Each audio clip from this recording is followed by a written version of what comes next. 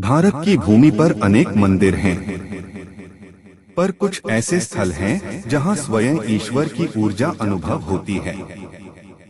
तिरुपति बालाजी सिर्फ एक मंदिर नहीं, बल्कि एक जीवित शक्ति केंद्र है, जहां विज्ञान रुक जाता है और भक्ति बोल उठती है। क्या आप जानते हैं, इस मंदिर के कुछ ऐसे गुप्त स्थल हैं जहां केवल श्रद्धा रखने वाले ही दैवीय कंपन महसूस करते हैं। भारतीय इतिहास में कुछ स्थान ऐसे हैं जिन्हें केवल देखा नहीं, अनुभव किया जाता है। तिरुपति वह पवित्र भूमि जहां भगवान विष्णु ने स्वयं मानव रूप में आकर निवास किया। पुराणों के अनुसार त्रेता युग में जब पृथ्वी पर अधर्म बढ़ा, तो भगवान विष्णु ने वेंकटाचल पर्वत पर अवतार लिया। कहा जाता है, तिरुमला की सातों पहाड़ियां स्वयं आदिशेष यानी शेषनाग के 7 फनों का प्रतीक हैं। इन 7 पहाड़ियों के शिखर पर विराजमान हैं श्री वेंकटेश्वर स्वामी, जिन्हें लोग कलियुग के जीवित भगवान कहते हैं। किंवदंती है कि जब महालक्ष्मी माता ने विष्णु से क्रोधित होकर वैकुंठ छोड़ दिया, तो भगवान व्याकुल होकर धरती पर आ गए। उन्होंने तिरुमला में कठोर तप किया, वही स्थान जहां आज वेंकटेश्वर मंदिर स्थित है। कहा जाता है, उनके तप की ऊर्जा आज भी इन पहाड़ियों में ध्वनित होती है। हर सुबह जब सूर्य की किरणें मंदिर के गोल्डन गुंबद पर पड़ती हैं, तो ऐसा प्रतीत होता है जैसे स्वयं नारायण भक्तों को दर्शन दे रहे हों। यही कारण है कि सदियों से यह मंदिर केवल एक धार्मिक स्थल नहीं, बल्कि एक जीवित चेतना केंद्र माना गया है। यहाँ की हवा, यहाँ की ध्वनि, यहाँ का वातावरण, सब में भगवान विष्णु की उपस्थिति का आभास होता है। मान्यता है कि जिसने भी सच्चे मन से इस मंदिर की सीढ़ियां चढ़ी, उसके जीवन का मार्ग स्वयं वेंकटेश्वर प्रशस्त कर देते हैं। क्या आपने कभी सोचा है, आखिर क्यों लाखों भक्त कहते हैं कि तिरुपति आने के बाद उनका मन बदल गया, उनका जीवन शांत हो गया? विज्ञान इस प्रश्न का उत्तर खोजने में वर्षों से लगा है। शोधकर्ताओं ने पाया कि मंदिर के गर्भगृह से निकलने वाली ध्वनि तरंगें 20 हर्ट्ज से 120 हर्ट्ज तक की हैं, और यह वही फ्रीक्वेंसी रेंज है जो मानव हृदय की धड़कन से मेल खाती है। जब भक्त मंदिर के सामने गोविंदा गोविंदा का उच्चारण करते हैं, तो वह ध्वनि लहरें मूर्ति की पवित्र पत्थर की सतह से टकराकर वापस वातावरण में फैल जाती हैं। यह कंपन शरीर की कोशिकाओं तक पहुंचकर मन और आत्मा को एक एकाग्र अवस्था में ले जाता है। इसीलिए कहा जाता है, तिरुपति में भगवान की प्रतिमा केवल पत्थर नहीं, वह एक ऊर्जित तत्व है। जब भक्त विश्वास के साथ उस पर ध्यान केंद्रित करता है, तो उसकी चेतना उस दिव्य तरंग से जुड़ जाती है। यही कारण है कि यहाँ आने वाले लोग कहते हैं, जब मैं बालाजी के सामने खड़ा हुआ, तो मुझे लगा जैसे पूरा शरीर हल्का हो गया और मन में केवल एक ही आवाज गूंज रही थी, गोविंदा गोविंदा। यह स्थान केवल पूजा का केंद्र नहीं, बल्कि एक ऐसा स्पंदन क्षेत्र है जहां भक्ति, ध्यान और विश्वास मिलकर एक ऐसी शक्ति बना देते हैं जिसे शब्दों में नहीं, केवल अनुभव किया जा सकता है। तिरुमला केवल एक मंदिर नहीं, यह एक दिव्य अनुभव है। यहाँ ऐसे कई स्थल हैं जहाँ विज्ञान मौन हो जाता है और केवल भक्ति का कंपन महसूस होता है। एक श्रीवारी पदालू। कहा जाता है, जब भगवान वेंकटेश्वर ने पृथ्वी पर पहला कदम रखा, तो उनके चरणों के निशान इसी स्थान पर पड़े थे। यह तिरुमला की सबसे ऊंची चोटी है, जहां पहुंचने के लिए भक्तों को सैकड़ों सीढ़ियां पार करनी पड़ती हैं। कई लोग बताते हैं कि जब वे यहां नंगे पैर पहुंचते हैं और कुछ क्षण के लिए आंखें बंद करते हैं तो पैरों के नीचे हल्का कंपन महसूस होता है, जैसे स्वयं धरती ईश्वर की उपस्थिति में कंपित हो रही हो। हवा की सरसराहट, घंटियों की धीमी गूंज और भक्तों का गोविंदा गोविंदा, इन सब के बीच एक ऐसी शांति है जो भीतर उतर जाती है। यह स्थान श्रद्धा की परीक्षा है, क्योंकि यहाँ केवल वही अनुभव करता है जो पूर्ण विश्वास से आया हो। दो पाप विनाशम तीर्थ। यह स्थान तिरुमला से लगभग 5 किलोमीटर दूर है। एक जलप्रपात जहाँ का पानी सदियों से पवित्र माना गया है। लोक कथा कहती है, यहाँ स्नान करने से व्यक्ति के सभी आत्मिक पाप धुल जाते हैं। पर वैज्ञानिकों ने भी इसमें कुछ रहस्यमयी बातें पाई। इस जल में पाए गए खनिज तत्व मन को शांत करने वाले होते हैं, जो तनाव और भय को दूर करते हैं। यानी यहाँ न केवल आत्मा बल्कि शरीर की तरंगें भी संतुलित हो जाती हैं।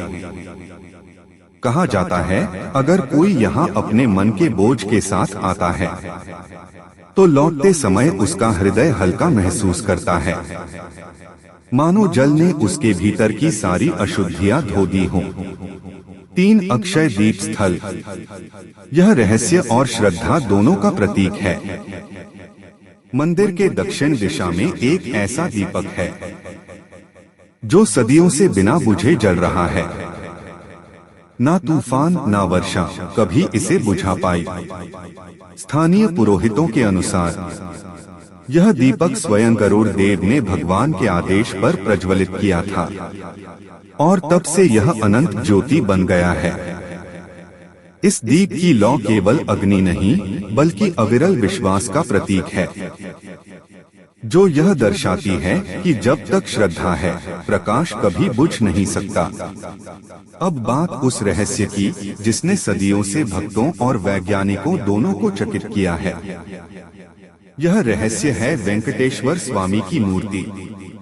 कहा जाता है, यह मूर्ति हर 23 मिनट में हल्का पसीना छोड़ती है। मंदिर के पुजारी प्रतिदिन उस पसीने को रेशमी कपड़े से पोंछते हैं, फिर सुगंधित जल से भगवान को स्नान कराते हैं। भक्तों का विश्वास है, यह इस बात का संकेत है कि भगवान आज भी जीवित रूप में इस मूर्ति में विद्यमान है। वैज्ञानिक दृष्टि से देखा जाए तो यह मूर्ति ब्लैक बेसाल्ट नामक पत्थर से बनी है, जो धरती की गहराइयों में बनने वाला अत्यंत ऊर्जावान खनिज है। शोधकर्ताओं ने पाया कि यह पत्थर इलेक्ट्रोमैग्नेटिक तरंगों को अवशोषित कर उन्हें पुनः उत्सर्जित करने की क्षमता रखता है। यानी जब भक्त मंदिर में गोविंदा गोविंदा का उच्चारण करते हैं तो वह ध्वनि लहरें मूर्ति से टकराकर ऊर्जा तरंगों में परिवर्तित हो जाती हैं। इस ऊर्जा को कुछ लोग दिव्य आभा कहते हैं, जो गर्भगृह के चारों ओर फैल जाती है। यह कंपन शरीर के नाभि चक्र और हृदय चक्र को सक्रिय करता है, जिससे व्यक्ति को शांति, स्फूर्ति और आत्मिक संतुलन मिलता है। कई भक्त बताते हैं, जब वे बालाजी के सामने खड़े होते हैं तो उन्हें ऐसा लगता है जैसे कोई ऊर्जा भीतर प्रवेश कर रही हो, जैसे कोई अदृश्य शक्ति उन्हें अपने आलिंगन में ले रही हो। शायद इसी कारण तिरुपति के पुजारी कहते हैं, यहाँ भगवान पत्थर नहीं बल्कि प्राणवान चेतना के रूप में विराजमान हैं। और यही है वह रहस्यमय ध्वनि और मूर्ति की ऊर्जा, जिसने तिरुपति को केवल एक मंदिर नहीं बल्कि दिव्यता का जीवित प्रमाण बना दिया है। तिरुपति वेंकटेश्वर मंदिर में एक ऐसा रहस्य है जो सदियों से भक्तों को चमत्कृत करता आ रहा है। वह है बालाजी के केश। कहा जाता है, भगवान वेंकटेश्वर की मूर्ति के बाल असली मानव बालों जैसे हैं। वे हमेशा मुलायम, चमकदार और सुव्यवस्थित रहते हैं। न तो वे कभी उलझते हैं, न ही उनमें कोई टूट फूट दिखाई देती है। वैज्ञानिकों ने कई बार इस रहस्य को समझने की कोशिश की, परंतु हर बार उन्हें यही लगा कि यह साधारण बाल नहीं बल्कि किसी दिव्य स्रोत से जुड़े हैं। मंदिर के पुजारी बताते हैं कि जब महालक्ष्मी माता भगवान विष्णु से क्रोधित होकर पृथ्वी पर आईं, तो भगवान ने उनसे पुनर्मिलन के लिए मानव रूप धारण किया। उस समय भगवान के सिर पर चोट लगी और उनके केश झड़ गए। तब स्वयं महालक्ष्मी ने अपने बाल भगवान को अर्पित किए, प्रेम, क्षमा और एकता के प्रतीक के रूप में। उसी क्षण से भगवान वेंकटेश्वर के बाल अमर और जीवंत हो गए। कहा जाता है उनके केश समय के साथ बढ़ते रहते हैं और हर कुछ वर्षों में उन्हें पुजारी हल्के से छांटते हैं। इस परंपरा की स्मृति में आज भी भक्त अपने बाल दान करते हैं। इसे कहते हैं केश समर्पण। हर दिन हजारों भक्त अपनी भक्ति और अहंकार दोनों को त्यागते हुए अपने बाल भगवान को अर्पित करते हैं। यह केवल एक धार्मिक कर्म नहीं बल्कि समर्पण का प्रतीक है, जहां मनुष्य अपनी पहचान, अपने सौंदर्य, अपने अभिमान को भगवान के चरणों में रख देता है। इन बालों को बाद में संग्रह कर नीलाम किया जाता है और उस धन से लाखों गरीबों के लिए भोजन और सहायता प्रदान की जाती है। इस प्रकार एक भक्त का त्याग लाखों के जीवन में आशीर्वाद बन जाता है। यह है बालाजी के केशों का रहस्य, जहां प्रेम और समर्पण ने मिलकर एक अमर कथा रच दी। तिरुपति में केवल पूजा नहीं होती, यहाँ हर दिन ब्रह्मांडीय लय बहती है। सुबह 2 बजे से लेकर रात 12 बजे तक मंदिर में 36 प्रकार की सेवाएं की जाती हैं। हर सेवा का अपना समय, स्वर और ऊर्जा होती है। मानो पूरा मंदिर ब्रह्मांड की गति के साथ तालमेल में चलता हो। जब पुजारी सुबह सुप्रभात सेवा में मंत्रोच्चारण करते हैं, तो वह केवल भगवान को जगाने का संस्कार नहीं होता, बल्कि यह पूरे ब्रह्मांड को संतुलित करने वाली ध्वनि होती है। कहा जाता है जब भी ब्रह्मांड में ऊर्जा अस्थिर होती है, तिरुमला के गर्भगृह की ध्वनि उसे स्थिर कर देती है। वेदों में कहा गया है, नाद ब्रह्मा अर्थात ध्वनि ही ब्रह्मा है। तिरुपति में यह नाद हर क्षण गूंजता है। शंख की लहरों में, पुजारियों के मंत्रों में, भक्तों के जयकारों में, यहाँ हर ध्वनि, हर लय, हर कदम एक सटीक आध्यात्मिक गणित का हिस्सा है। यह ऊर्जा धरती से निकलकर आसमान तक जाती है और फिर पूरे वातावरण में एक शांत कंपन भर देती है। इसीलिए कहते हैं तिरुपति केवल मंदिर नहीं, यह धरती का ऊर्जा केंद्र है, जहां हर दिन ब्रह्मांड की तरंगें और ईश्वर की चेतना एक हो जाती हैं। जो इस लय को महसूस कर लेता है, वह जान जाता है कि ईश्वर केवल पूजे नहीं जाते, उन्हें अनुभव किया जाता है। और यही अनुभव है जो भक्तों को बार बार बुलाता है इस दिव्य पर्वत, इस जीवंत ध्वनि और इस ब्रह्मांडीय संतुलन की ओर। तिरुपति वेंकटेश्वर मंदिर यह केवल एक भौगोलिक स्थान नहीं बल्कि एक अनुभव केंद्र है। सैकड़ों वर्षों से यहाँ आए लाखों भक्तों ने एक समान अनुभव साझा किया है। जब वे भगवान बालाजी के सामने खड़े होते हैं, तो समय मानो थम जाता है। मन के विचार, जीवन की चिंता, निजी समस्याएं सभी अचानक शांत हो जाती हैं। केवल एक भावना रह जाती है, मैं ईश्वर के सामने हूँ। कई लोग बताते हैं कि जैसे ही वे गर्भगृह में प्रवेश करते हैं, उनके दिल की धड़कन धीमी पड़ जाती है। हवा की सरसराहट, दीपक की रोशनी, मंत्रोच्चारण, सब कुछ एक अदृश्य ऊर्जा तरंग का हिस्सा बन जाता है।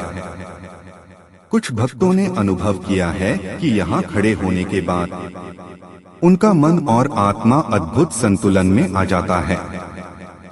जो लोग मानसिक अवसाद या चिंता से जूझ रहे होते हैं, वे बताते हैं कि यहाँ कुछ मिनटों में ही उनका मन हल्का और शांत हो जाता है।